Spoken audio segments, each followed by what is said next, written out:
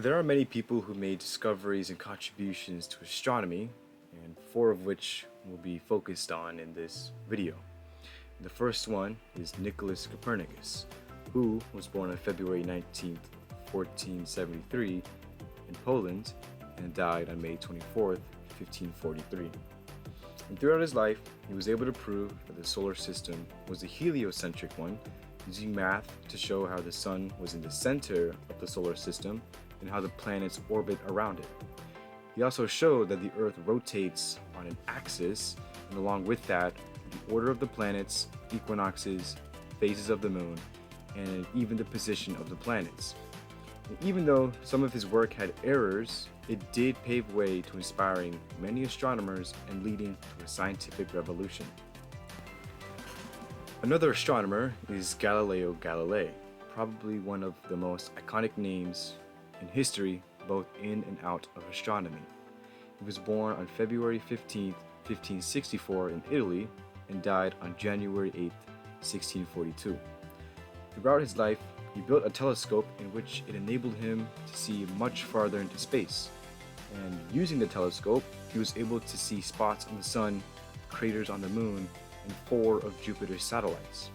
Focusing on 4 of Jupiter's satellites, through that discovery, he was able to prove that there were objects that did not orbit the Earth, proving that the geocentric model was wrong. A year after Galileo Galilei died, a new astronomer was born, Isaac Newton, another very known scientist in history. He was born on the 4th of January in 1643 in England and died on March 31st, 1727. He made many significant contributions to the fields of mathematics and science, most notably 3 laws of motion. Using those 3 laws, he was able to connect the motion of objects falling to Earth to the objects that are in orbit.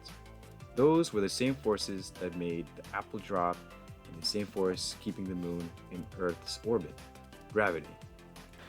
On the more modern side of astronomers, Neil deGrasse was born on October 5th, 1958 in New York. He has a doctorate in astrophysics, in which he used to research star formation and how the galaxy worked. He eventually narrowed down onto dwarf planets, leading to his most controversial contribution, reclassifying Pluto as a dwarf planet.